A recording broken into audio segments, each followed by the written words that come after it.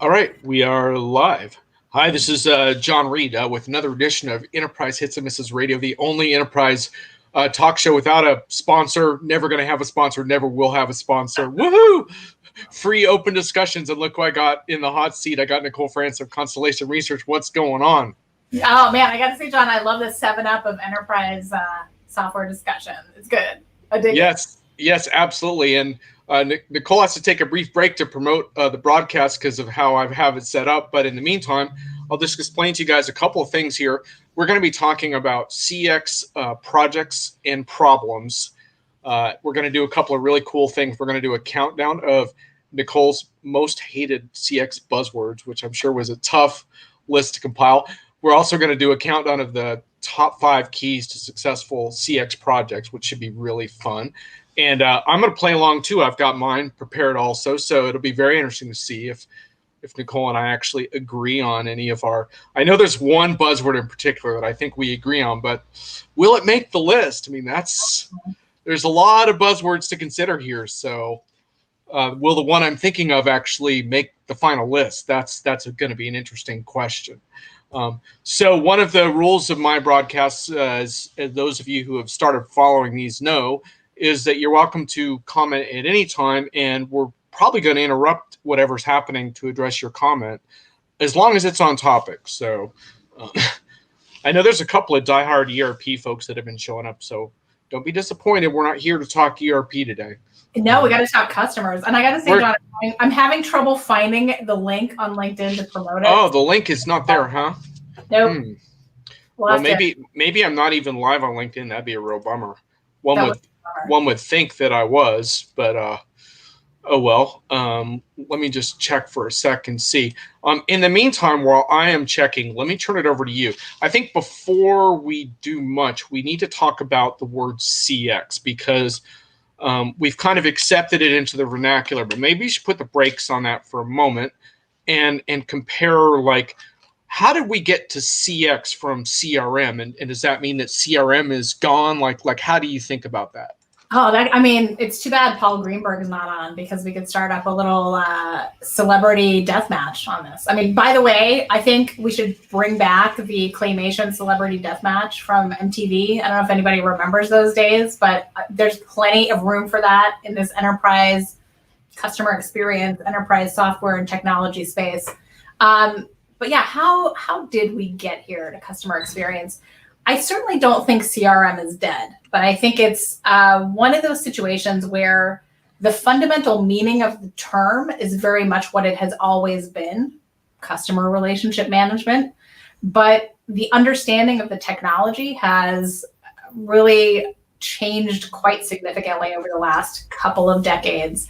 And what is definitely the case is that companies, I think, need to change their mindset about how they interact with their customers and how they design for customer relationships throughout the enterprise. Mm-hmm. So when I talk about customer experience, and John, I know you've heard me say this multiple times, I like to define CX as an enterprise-wide team sport. And I see that as the principles and practices of new customers at the center of a successful business. And the reason is pretty simple. If you've got great customer relationships, if the customer experience is good and is consistently good, I think that's the basis of really durable customer relationships and a sustainable business. So, I'm certainly not the only one saying this. I think the idea of being customer centric, or however you want to articulate it, is really very much a high priority. It's not just a vogue. I think it's actually a really central point of digital transformation these days. And it's certainly something that this year, in the face of a global pandemic and all of the economic repercussions of that, has really come to the fore. So it is about changing that mindset. It's about changing processes. It's about rethinking the tools and technologies that we use in order to make that happen really effectively. Right. So, Josh, Greenbaum's already in the game here. Claymation deathmatch. Are we talking vendor versus vendor? Can analysts get in on the game too? Josh, you can absolutely get in on the game here. You can, in fact, you can play along when we get to the the most hated CX buzzwords, which we're going to get to in just a minute. Nicole, I did want to mention I pasted the link in the chat there for you to pimp out. It looks like it went out to all the channels that I'm broadcasting on. If you guys see that, LinkedIn's probably the most fun place to watch, so feel free to go over to LinkedIn, but you can comment from anywhere. I can see you there. Yeah, you know, I mean, I think for our purposes today, I'm not going to sweat the definitions of all of this too much.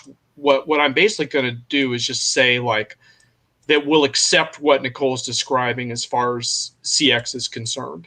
And as far as CRM, we'll kind of umbrella that in. If you want to bring in call center, that's fine.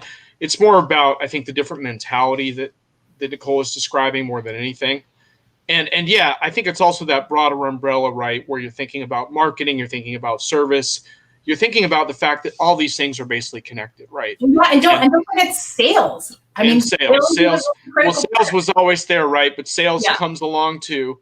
If the salespeople don't like your shit, you're screwed. So they have to be part of this.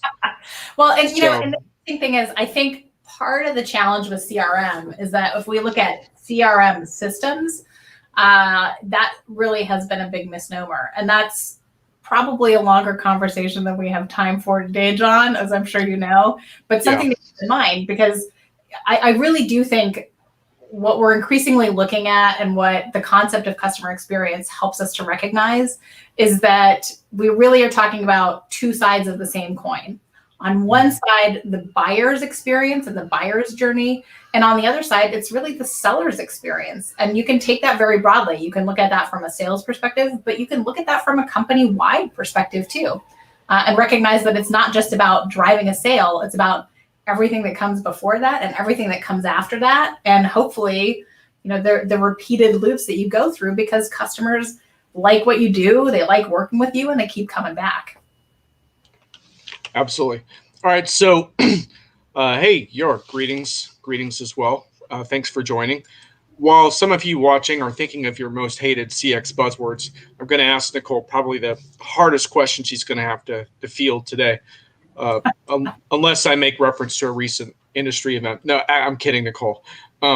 What I want to ask you is, in our industry, I think one of the challenges is that after a while, the analyst sort of title starts to get a little stale. It almost feels like we're all drinking from the same well and saying the same things.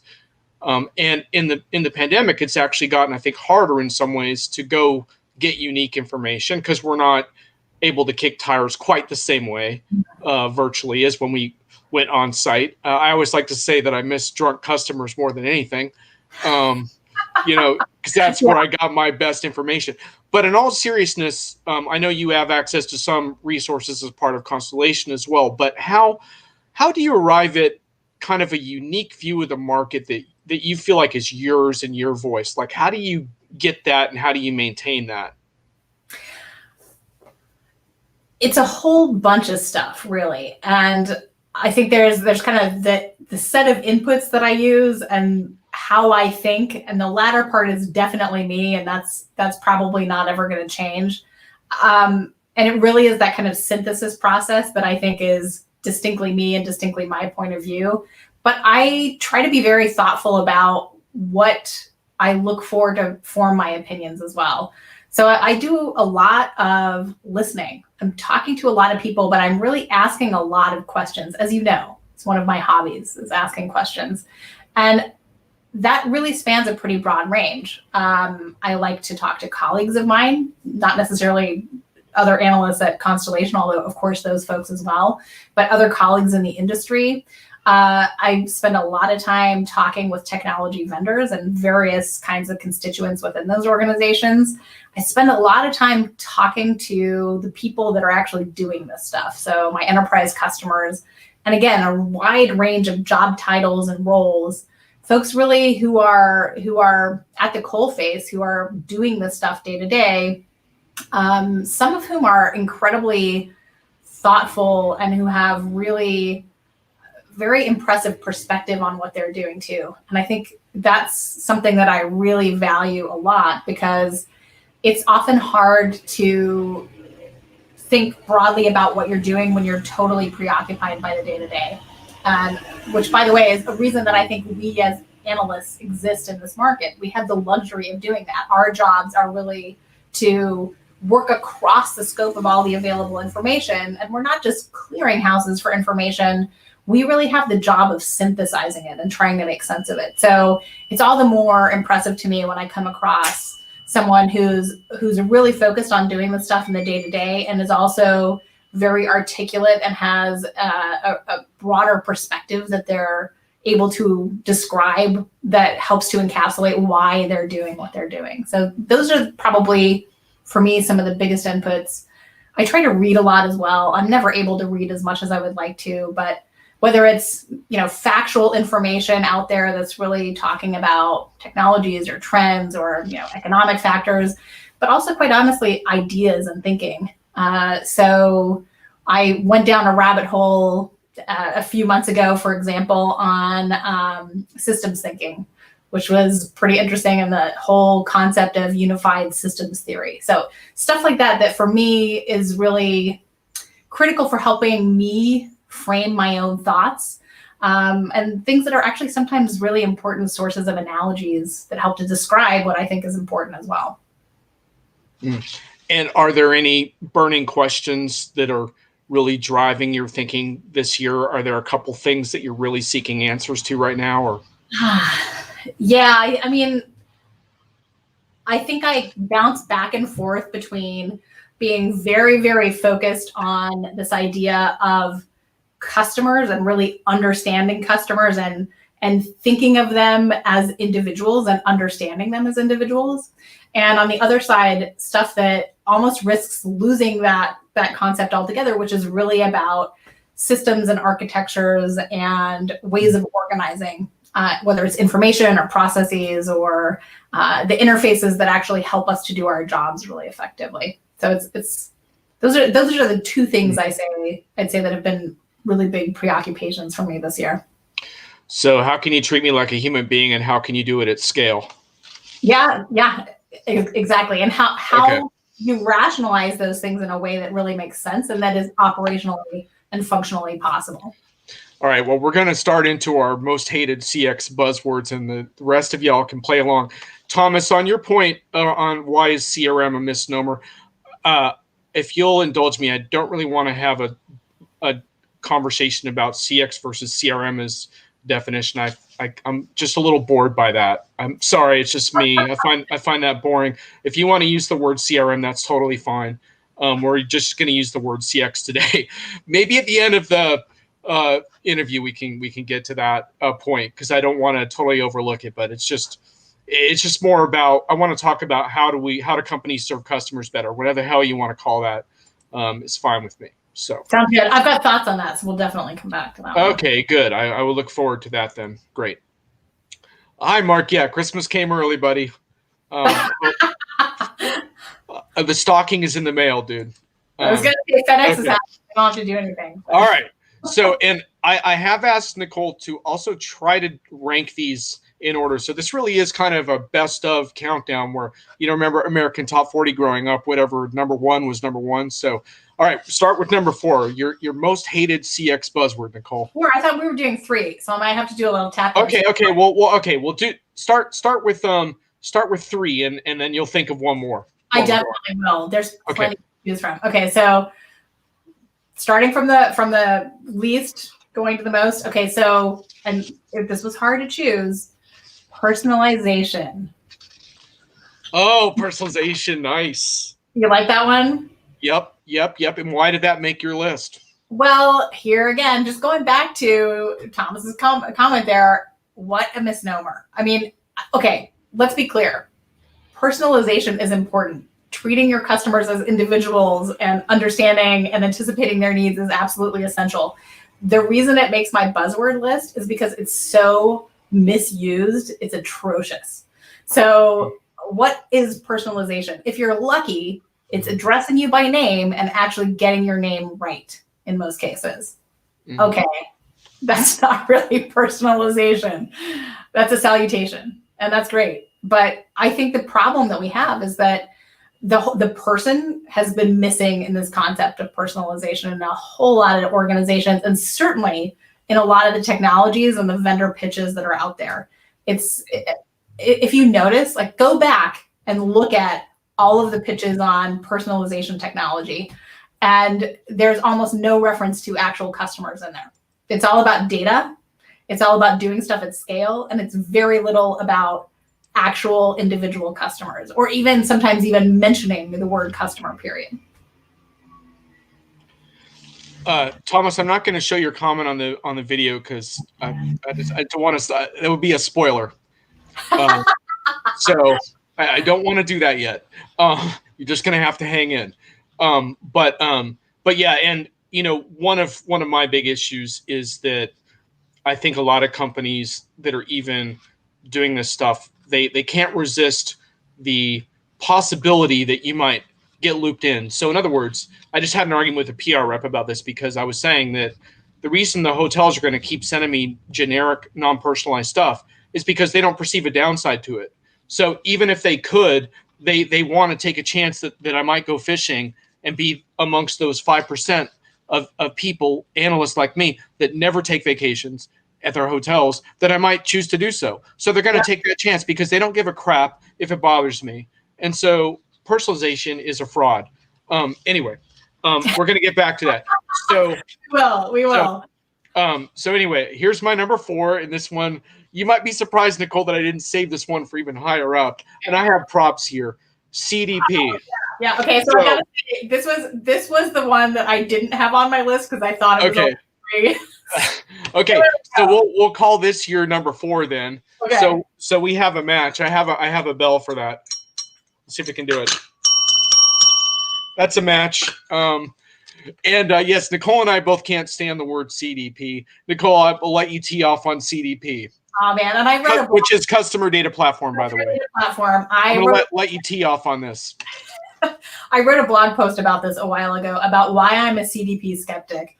And I think, again, we get really good at coming up with these categories, coming up with these terms. And if you parse out what the terminology, what the words actually mean and what together they ought to mean, they totally make sense. Okay, you want a platform, you want one place where you can manage your customer data effectively. Sounds great, doesn't it? I mean, who doesn't want that? The reality, however, and the reality of what characterizes most of the CDP offerings on the market is really not that. First of all, it's not one thing. It's not one thing that's going to address all of your requirements around customer data. If you're lucky, it will do it well for certain use cases, probably only in marketing. But the problem is, especially if you buy into this idea of customer experience as a team sport across the enterprise, a whole lot of other parts of the business actually need to be able to use that customer information consistently as well. We need a consistent view of our customers. And if it only helps meet the needs for part of the organization, it is not solving the problem. So I mean, we could spend a whole hour on this, John, I'm sure, and we don't need to today, but yeah, I've got a real beef with CDPs. Not the term, the actual practical reality of what's in the market.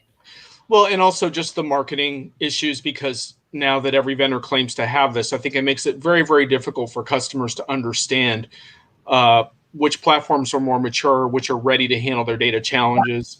I think it's just creating as much confusion as anything. So anyway, I'm sure that customers are going to be encountering this term a lot at events for the rest of the year and into the next year. I don't know about you, John, but I'm actually finding organizations that have multiple CDPs, which maybe is not ludicrous if you really start looking at what it is you do, but contradiction in terms.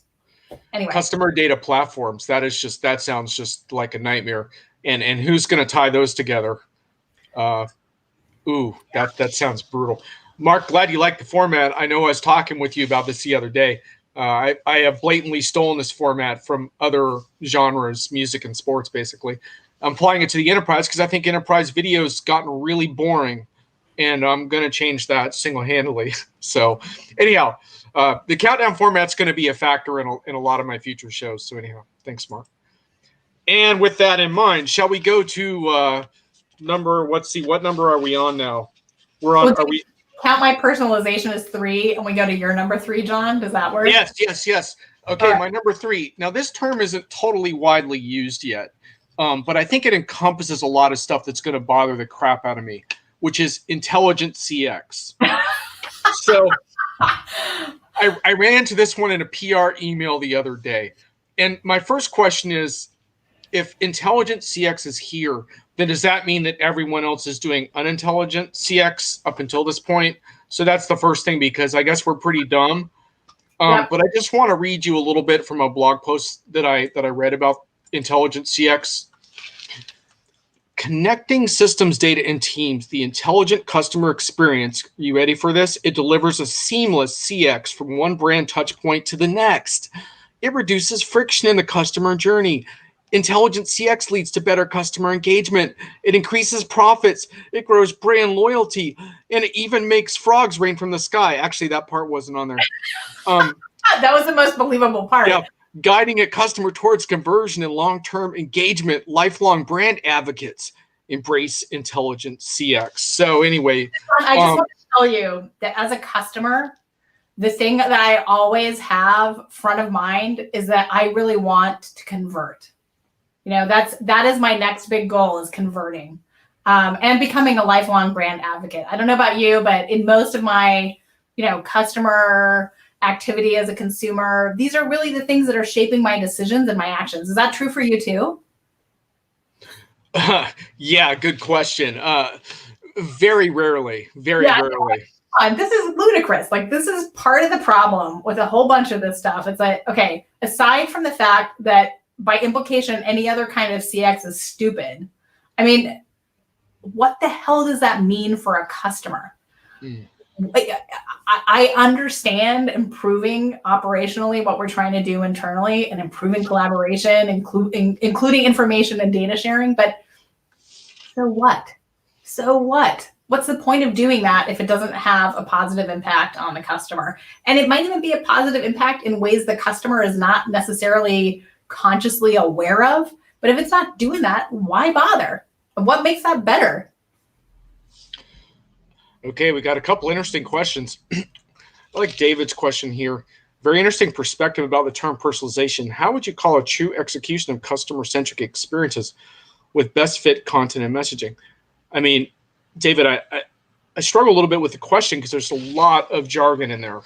But I think what you're talking about is how to make customers' lives better, and can personalization play a role in that? And I'll just answer quickly. I think it can, but I just think you have to be a lot more realistic about what the limits are of that and what that means on a per customer basis for your company. But Nicole, what would you say? Well, I'd say a couple of things. One is, and I get where the question is going. I think what this question is really describing is contextually appropriate interactions. Mm-hmm. And that's really what I think the goal is here. And when the interactions that we have with our customers are contextualized and appropriate, yeah, they feel personal because they're anticipating what I as a customer want to do at that particular point in that particular mode, or with those particular priorities that I have at a moment in time.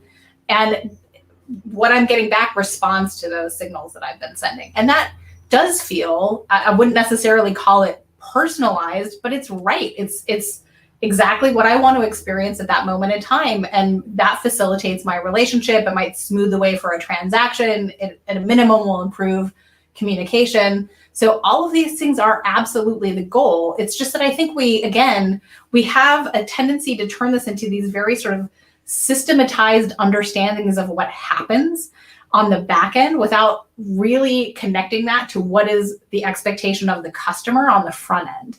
And if we're actually getting this right, it's personalized in the sense that it is tailored for what that customer wants at that moment. And we've done a really good job of anticipating that.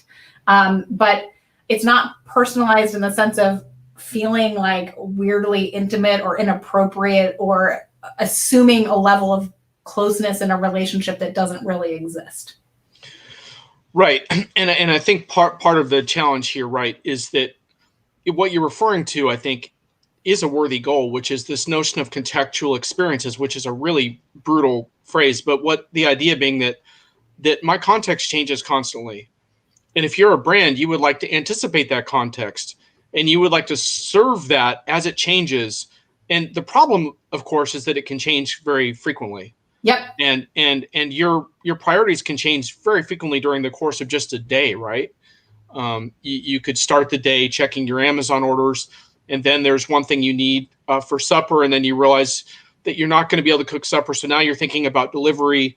Meanwhile, the contextual experience thing is serving up boots because you bought boots last week, but you don't need boots anymore.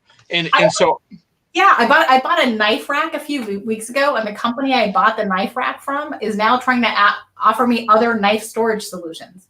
I bought it. Yeah. I'm done. I'm good.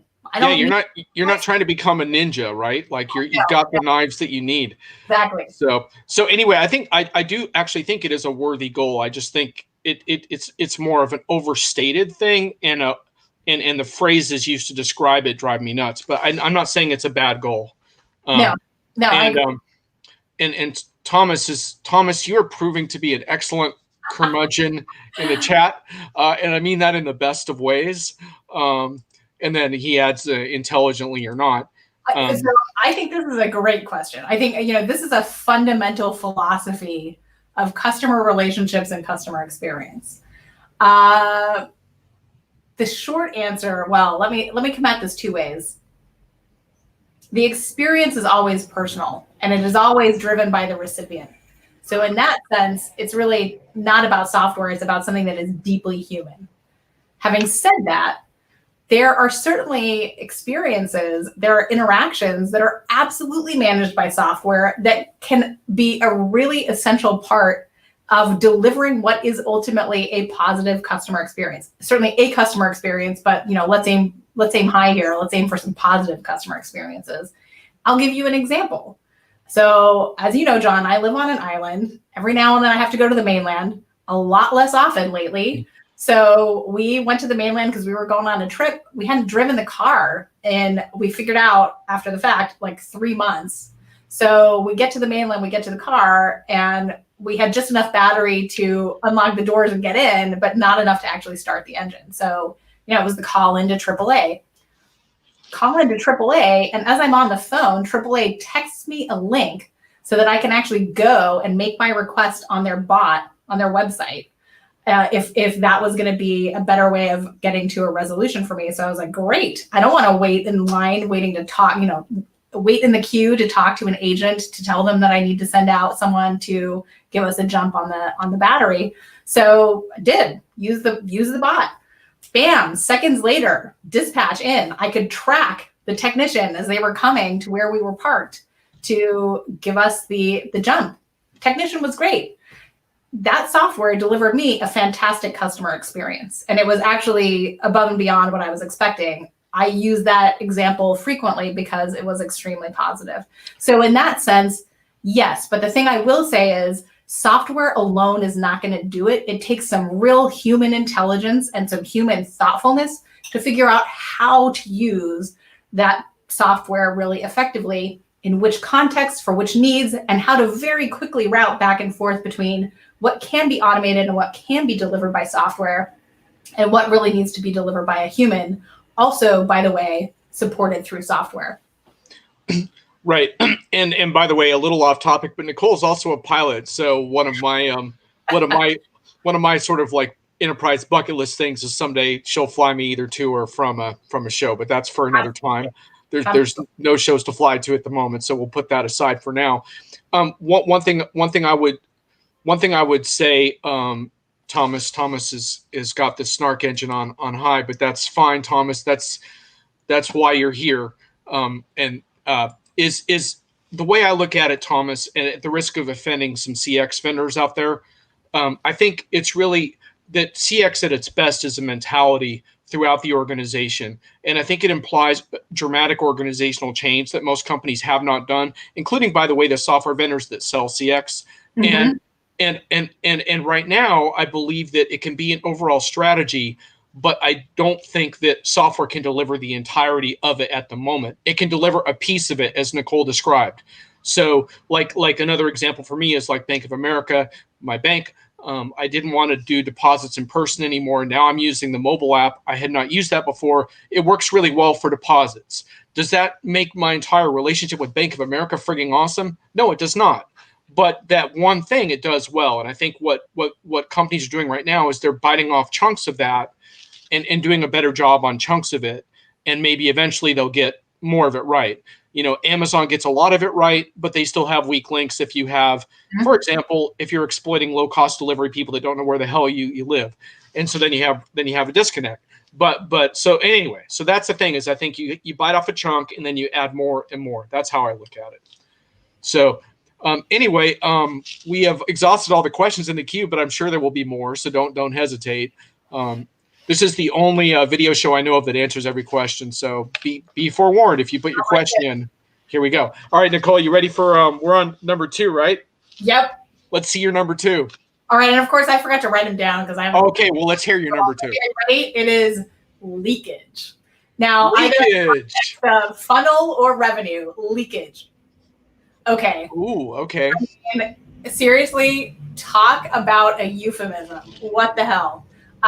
First of all, if you're talking about leakage in the funnel sense, do we need to go back to this whole thing that the funnel is a fundamental fallacy of how people actually buy stuff in the first place? It's not about a funnel. Revenue leakage is another interesting one because it implies one of two things. Either you didn't manage to get a customer to buy something that you expected them to buy, or you didn't bother collecting their money for it. So, both of those things indicate something that is really kind of bizarrely disjointed from customers and what matters to customers and what they're actually doing. And is far more reflective, I think, of fundamental breakdown and internal operations, but also a failure to understand what's happening with customers and what really matters to them. It sounds to me like a urinary tract infection, but I don't know. I know. They have products to help with that too, John. Okay, now Nicole, we can debate whether you and I are agreeing here with mine or whether this is different. I would argue this is slightly different. And Thomas, are you ready for this one? Yep. In number 2, we have hyper personalization. Yep. Now, the distinction I would make here is that I think personalization in some contexts is technically possible. I disagree that hyper-personalization is technically possible. So I'm going to, at least for most companies right now, I have yet to experience it. So, I mean, I experience it from my local grocery store because the person there knows me. But I've never experienced it at any kind of scale. Maybe you have, maybe it's possible. I don't believe it's possible, so I resent that the term is actually being used. I had an argument with a PR person about that just the other day. I like the idea of it. I just don't think it's been achieved yet, or has it? And I'm just missing the boat. But I think you're hitting on a really, really important distinction here, John, which is that face-to-face, human-to-human relationship. That's what feels personal. That's what is personal. And you can feel very positively toward a business, toward an organization. You can have a strong affinity for them. You can feel like on a broad level that they get you, but it's still not necessarily personal. It's positive. It might be close, but it's not personal. Personal relationships are fundamentally about people. So I do think you're right. There is an inherent limitation in scale there. If we can get all of that affinity and positive feeling right on a larger organizational or institutional scale and match that with some great personal relationships in the right places at the right times, then I think you've got something really cool. But that's not really how the term hyper-personalization is being used today. So, for example, when I think about personalization, like I think about Amazon and how effective things like also bot recommendations are. And there's all kinds of studies now that prove that kind of related, recommendations do drive traffic. YouTube does a very good job with the videos that it displays. Though it thinks I'm a Trump supporter, that's a long story. Well, TikTok is famously an example of that, right? Serving up stuff you're likely to enjoy, but yeah. Yeah, and TikTok, from what I researched, and I'm not a TikTok user, they may be about as close to the hyper part of hyper personalization as I've heard of. Their algorithm is very sophisticated. Anyone who hasn't read up on that, I would encourage you to do that. This is one time where I can't plug Diginomica because we have not written about TikTok. But actually, I think we may have one piece, but it doesn't touch on this. But yeah, I think it's possible to get there someday. But what I see right now that works, I would call personalization, but I resent the hyper. I don't think companies have earned the right to use it yet.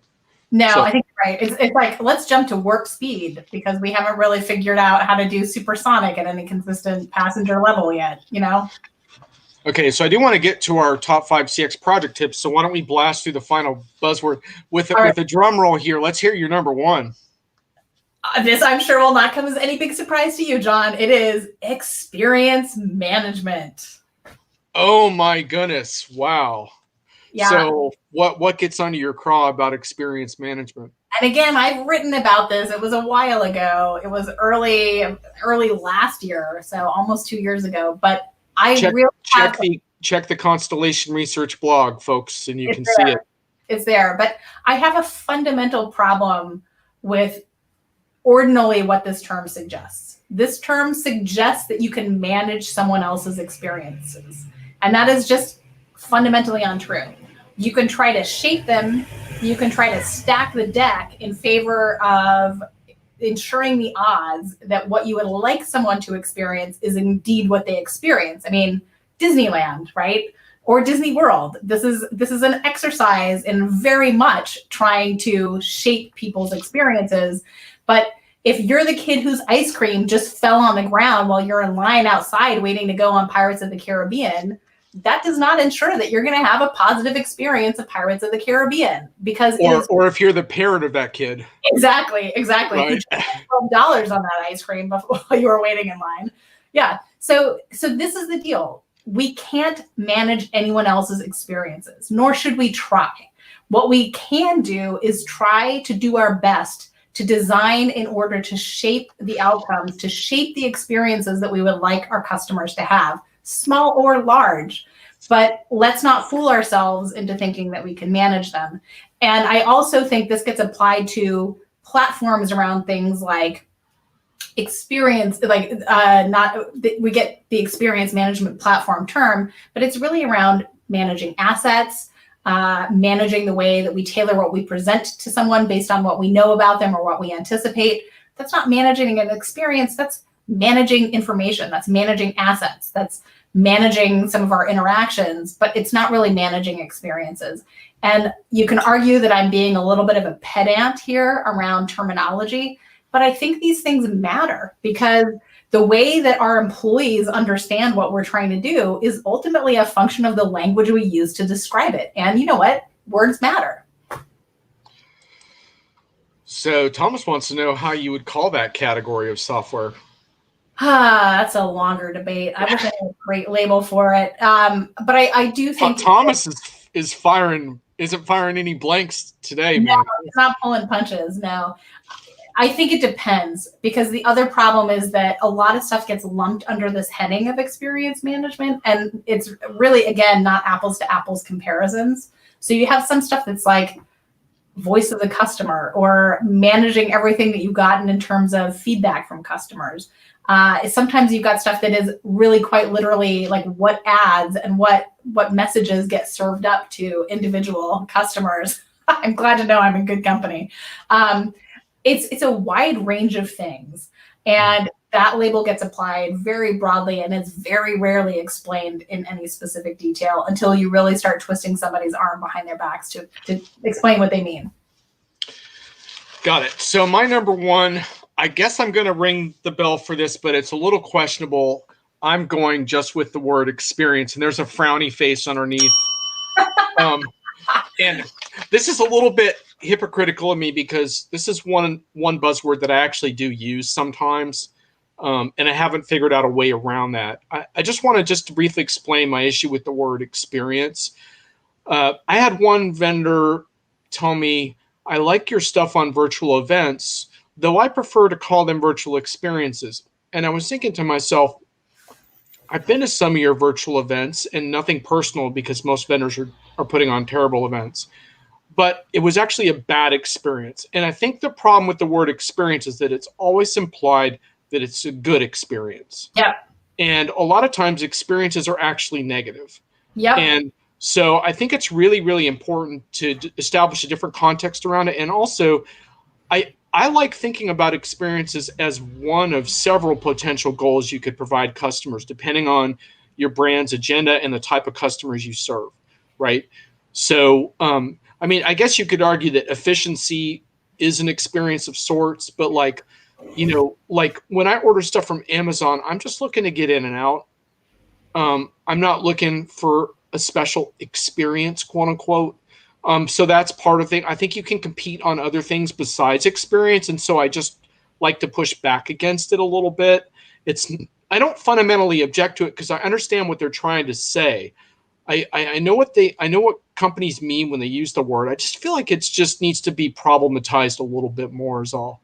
So. Yeah, well, I think what you're pointing to is, again, how we interpret words, how we interpret their meanings, and it's the connotation as opposed to the actual definition. I mean, one of my favorite sort of counterfactuals on customer experience and competing on customer experience is Ryanair.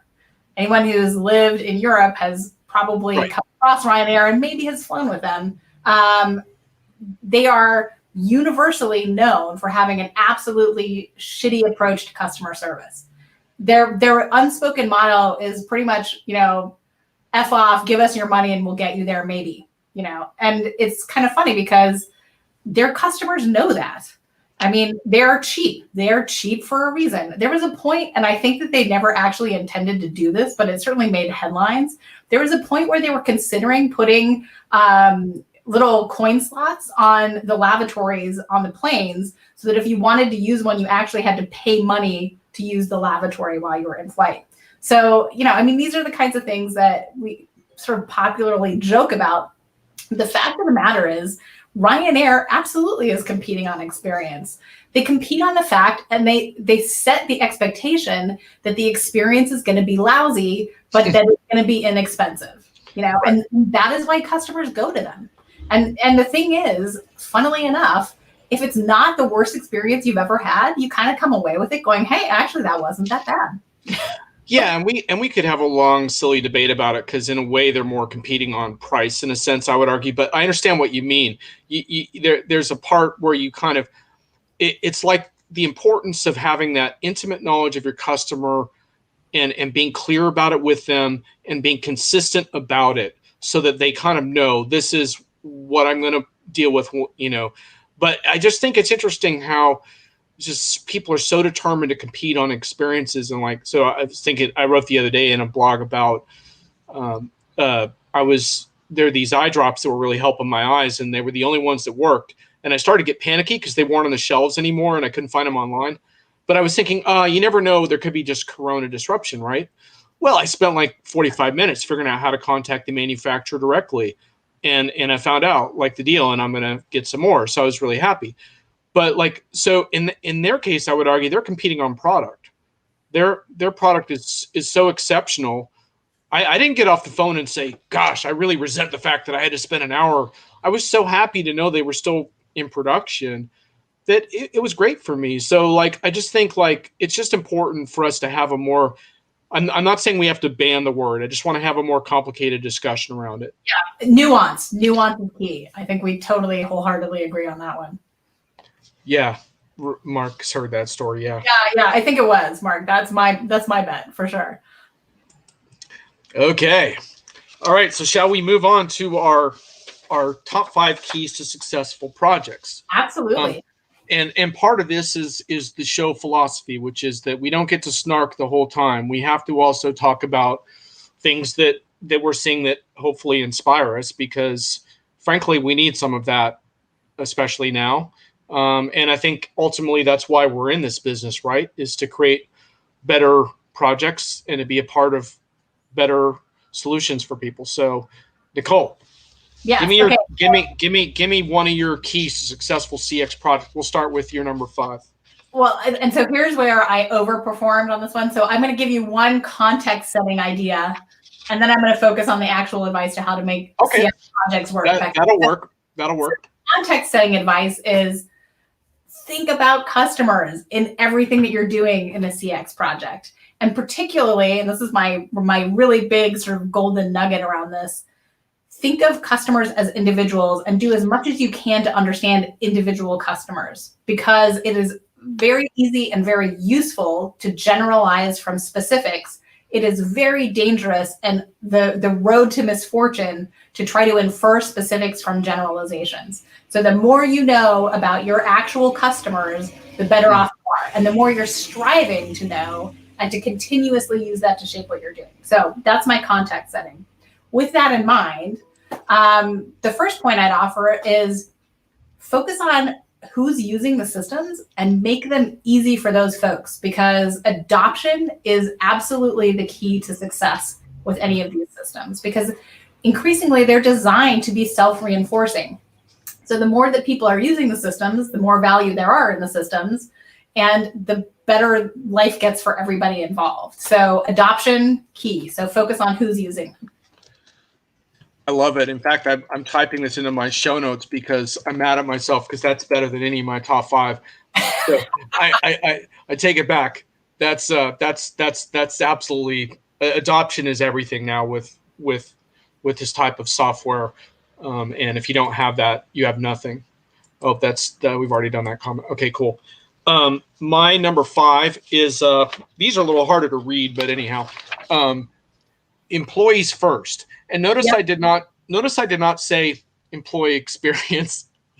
I am not hopping on the employee experience train, but I just think companies would be really surprised if they actually put their employees at the core of these projects, what kind of results they would get. Happy employees, happy customers. We can adapt that from some domestic sayings. Yes, absolutely. Yes. And I think it really does apply. And it's important to realize too that there are issues there, because for example, like I've had a number of conversations on show floors about this where companies see a technological solution to that. So in other words, the customer comes into a store and they know more about the product than ever before, and the employee is mismatched because the employee doesn't have that. So the idea is, can we level that off by arming employees with better tools of engagement that have more information, maybe even information on customers and stuff like that. I'm all for that. It makes all kinds of sense. But the idea that you can totally transform how an employee feels about your organization by putting technology in their hands or giving them an app is ludicrous to me. If you're still underpaying them, if you're still giving them bad benefits, if you're still expecting them to work, even if they've tested positive, which by the way is not, I'm not making that up. No, I know. Hey, healthcare workers right there at the front, at the pointy end of that one. Right. So the point being like employees first, and then let's see how your customer project goes from there. I'll bet it'll go a lot better. Yeah. So we're very much aligned with our advice on that one, John. And I'll say too, we're talking about tools. You can use tools effectively. You can use tools ineffectively. So to your point, yeah, it's not about the tools alone. Absolutely not. Okay. What's your 4? Paid pilots. So this is one of those things that I think we don't talk enough about when it comes to technology implementation projects. And, I've got to say, I compare my time as an analyst many moons ago when I was at Gartner, and some things have really changed quite considerably. And one of those, I believe, is the evaluation and selection process, because things have to move at a much faster pace than they did 20 years ago. Paid pilots are a really good way of doing that, because you get at least 2 things out of it. One is, especially if you're using real data, which I strongly recommend, one is you get effectively the starter, the seed project for an implementation, if it goes well. If it doesn't go well, you've invested some money, but you've probably also figured out some really important things that you need to do differently, whether it's about the product or the way that you've framed the project or the objectives that you have. You're going to learn from that in a way that you wouldn't learn by just doing a sort of arm's length selection process. And if you do end up going forward, you've got a real head start when it comes to actual implementation and rollout. Cool. And by the way, Thomas, I know you've been on a lot of these projects, so if you have a top tip for successful projects, please put that into the chat. I just featured your comment there as well.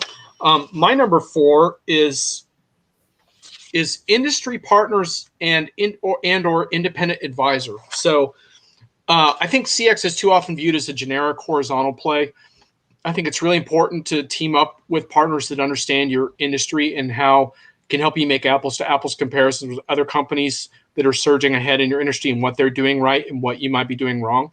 Yep. And I think a lot of times customers are still too prevalent to go with whatever consulting partner they used in the past and not look as much to specialists. I would just look for specialists, either whether, I don't care if it's a large firm or small firm, find people that really know your industry, not just CX or not just CRM software or whatever you want to call it. And the independent advisor thing might go in hand with that or not, which is make sure you're not just dependent on one partner, but you have someone in the mix who can give a different perspective and give you some gut checks as you go. So that's my number 4. Yeah, I like it. I like it. Okay. Right. Number 3, Nicole. Cross-functional teams. I don't know if you heard me say this earlier in this conversation. CX, it's an enterprise-wide team sport. So I think it's hard to find a CX project where you don't benefit from having some cross-functional teams that are involved throughout the process. Because, whoever's taking the lead, whoever is the primary beneficiary, or whoever is really managing whatever system or tool that you're implementing, inevitably you're touching on different parts of the organization. And having those stakeholders involved from the outset is really going to smooth the path. And it's going to ensure that you anticipate things from a much earlier stage, and it doesn't end up being a problem once you've already rolled it out. You've actually designed it into whatever you're doing. Absolutely. Thomas, you're wondering why number 5 is not number 1. I'm not sure who you're referring to, but what I can tell you is these are tough calls, man. All these 5 these are tough ones, man, and it could change tomorrow. This is kind of based on my review of the stuff I did today. So absolutely they could be others. Let's see what Thomas has to say here. Yeah. Some of my other key points are think big, act small. Do pilots come from the user side of the house? So you have a consensus on your pilot suggestion there. Yeah, definitely. And I think on the cross-functional teams too, because that's really the user side of the house in other words, I think, to a large degree. Yeah, and I didn't put this on the list, but there's definitely, I'm going to put this in my show notes, but there's definitely, I think, a growing consensus with any of these projects that you need to have quick wins that build momentum. And so that kind of ties into Thomas's point, but you want those wins to be in the context of an overall strategy as well, right? So you're not just latching on to, we need to do a commerce project for COVID reasons. Like you should have some long-term sort of agenda and strategy behind it. Yep. Mark liked the partner system thing. Oh, Mark, I'm not sure what the plug is there, but anyhow, there's your plug. Okay. My number 3 is kind of ties into yours. Actually, it's back-end connectivity inventory. So it's that this is kind of probably obvious at this point, but I did some use cases on this, but it's really hard to do these projects, especially with real-time availability issues without having insight into your back-end systems. And so this sort of, in fact, we probably need to destroy this whole front office, back office sort of meaningless divide now, because it's all tied together. If you want to serve people properly, they want your customers and your suppliers want visibility all the way into your back end as part of these projects. Amen. Yep, absolutely. All right, so I'm going for what am I on, number 2 now? And by the way, you're on number 2. Yeah, I've done this list in reverse order just as easily. So Thomas, to your point, minimum viable. So getting to, I think what we just sort of hinted at, start with the minimum viable. It doesn't have to be all encompassing, but yes, this is how you get to those initial results that actually help you to drive any further change forward. So, it is absolutely a kind of jargony term that certainly comes out of software development, but I think it is a really useful concept. So just as Agile has kind of taken over the world, I think minimum viable is actually, and importantly, taking over our views of how we do these kinds of technology, particularly technology implementation projects. Absolutely. Okay, my number 2, automation for ROI, not just cost cutting. So this came out of a conversation I had actually today, and also yesterday, about chatbots and the role of bots in customer service, and I think there is actually some promise for bots to really help with low-level customer service delivery issues. So, for example, like password resets, handling routine returns, things like that. If they're well designed and you can escalate properly, it can work. But what I worry about is people using things like that, various forms of automation, as simply a form of cost control and efficiency and headcount reduction, and not thinking about, well, what does this mean? If I can reduce the load on my service operators, what can they be doing that's different to serve customers better, to make a difference with my most important customers, or even so-called creating things of value? Can they serve on new business model transitions we're working on? So I always want to hear both parts of that conversation. I don't want to just hear about automation for automation's sake. Even if it brings a bottom line benefit, that's ultimately not good enough for me in the long run. So, well, just to pick up on your bots example, because I think it's a great one. If you're doing that right, let's say it's a customer service bot. What you're doing is you're giving yourself a pipeline into customer issues and questions. And you may not be able to answer all of them via the bot, but that is a huge and incredibly valuable source of information about what matters to your customers. So if you aren't also thinking of that when you implement them, you're missing a really huge chunk of that ROI that you just mentioned, John. Got it. All right. We're on to number 1. Nicole, what's your number 1? Number 1 is going to sound a little pedestrian, I think, after all the stuff we've talked about, but it's iterative rollouts. And again, I come back to this idea that, we're constantly changing and adapting. And I think if there's one thing we've learned this year, is that priorities can sometimes change very dramatically and very quickly. And if you are in this kind of iterative rollout mentality, that means you can adapt as those priorities change, and you don't risk being really hugely off course to what matters to the business, to your employees, and to your customers. So I really don't think we can put too much emphasis on this idea of iteration and continuously building on what you've already got. Absolutely. My number 1 is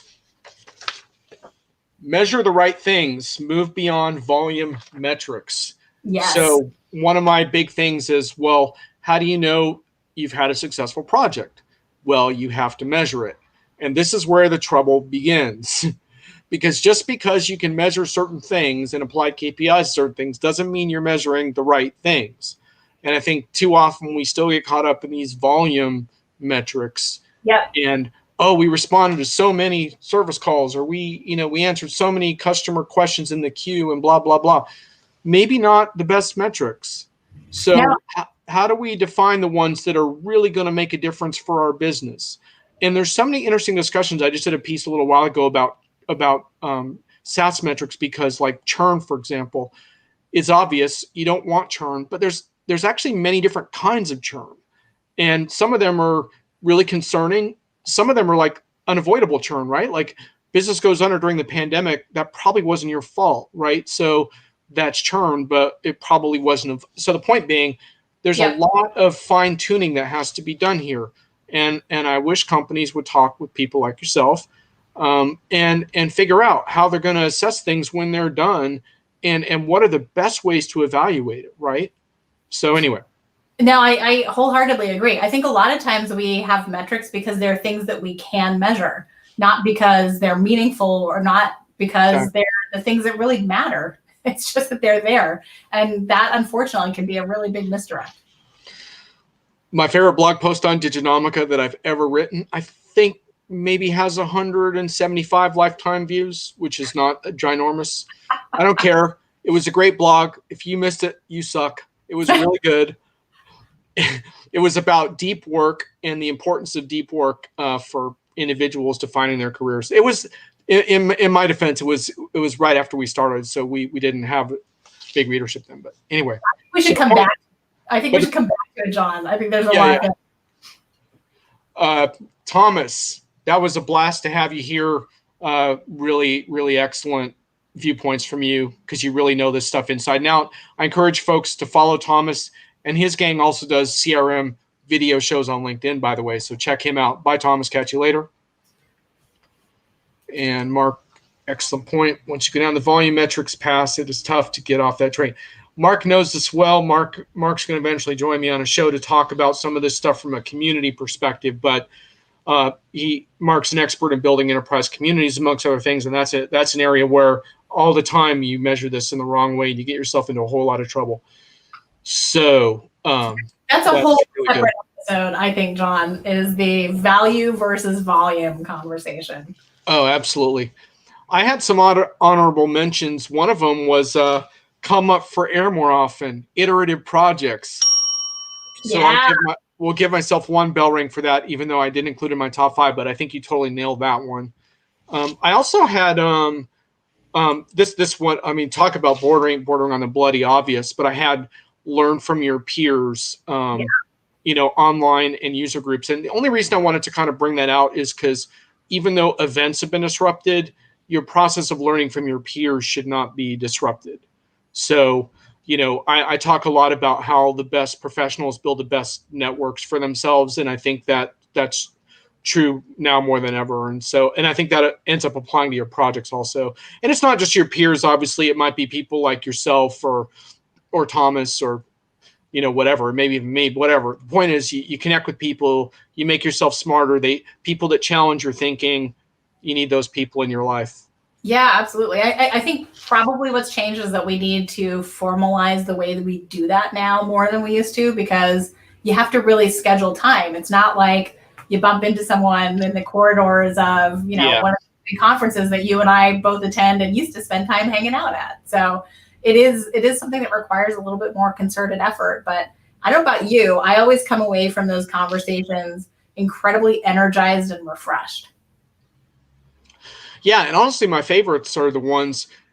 These are really hard to simulate online, but like the dinners where you're sitting like next to an executive on one hand, there's a customer on the other, there's an analyst across from you, there's a couple of partners, and you're all having this super engaging conversation, and you realize like quit like demonizing like various stakeholders and realize like everyone's got to solve this together. And when you have those conversations, you're like, oh my God, how you simulate that virtually? Well, that's another conversation, but you start by making the connections. So I had, by the way, 3 honorable mention buzzwords, which I'll share with you in the group. We don't need to go into them, but predictive signal was one that was bothering me. I do like customer, but yes. What's that? I do like the idea of signals because I do think there's something really important. Oh, it's important. It just. I know. I'm with you. That's going to end up in the trash basket of ridiculous jargon pretty quickly. Yeah. And I had customer journey mapping on there. That just brings up bile, even though I do think it's important to understand your customers. Yeah. And then I also had growth hacking, which appeared on the CX list I was looking at, which isn't really a CX term, but when I saw it, I was like, what the hell is growth hacking? It sounds actually kind of violent. It does. It makes me scared. Scrappy, but yeah, I agree. The connotations there are not awesome. So I promised you a chance for whiffs here. Like in my column, this show is roughly modeled after my Enterprise Hits and Misses column. And we each get to do an off-topic whiff of the week. And you have one that might be a little controversial, but I'm going to let you do it. Yeah. Because you know what? This is the life we're living. So here you go. Well, thanks, John. I know you don't typically venture into this territory, nor do I. But I just got to say, the big whiff for me this week, and it was so big it was hard for me to see anything else, is the absolute denial of reality to acknowledge election results. I think that's a pretty big one. There's a point at which you just have to acknowledge and move on for your benefit and everyone else's. Yeah, I mean, mark me down for peaceful transitions of power as part of democracy. So I'm really, really good for that one. I have some whiffs in my column this week that were kind of fun. One that came up on Twitter that kind of related to yours Den Howlett was my colleague from Diginomica was talking about how Americans can sometimes be a little bit slow on the draw as far as understanding American history. So I put out this thing about how 32% of Americans can name all three branches of government, which I think actually has gone up from previous years. And then I actually said that that I think the percentage is higher for those that know the name of all the Kardashian siblings. I think you're probably right. I hate to say it, but I would be willing to bet that you're right. And finally, from hits and misses last week, one of my favorites was that one of the best PR pitches I've got in a while. I can't think of too many worse phrases to lead off a PR pitch than the dawn of Kubernetes, unless you make a full poem out of it. And God bless my followers. A couple of them created poems. I saw that. Including Josh Greenbaum, I believe, and also Ron Miller, who said, "'Twas the night before containerization at the dawn of Kubernetes, the day after Docker, and the fleeting moment of Mesos." Bravo, Ron Miller of TechCrunch. You nailed it. Thank you for actually doing a Kubernetes poem for me. That definitely made my week. So I've got to add, John, just my little bit of trivia on Kubernetes. If you follow the pronunciation guidance in the dictionary. So I don't know if you know this or how many people watching this do, but that is a name derived from the ancient Greek for Kubernetes, who was the oarsman. So it really is about steering through all this stuff, which I thought actually was pretty interesting. Came across that in all of my rabbit hole following on unified systems theory. Thank you very much. It is a cool name, Kubernetes. And I guess if you sprinkle it onto a project, magical things do happen. So some people will agree with you and some people will not. That was a sarcastic joke. Sorry, folks. But that's another show, probably, Kubernetes. Anyhow, it's been a blast, Nicole. Thanks for being a willing early participant in my format evolution. I hope you had fun. Always a pleasure. Anytime. Thank you. Yeah, thank you. All right. Thanks, folks. We'll see you next week. I'm not sure what I'm doing yet. I think Brian Summer might be coming back because you guys were demanding some more Brian Summer, but we'll see. Thanks, everyone. Bye.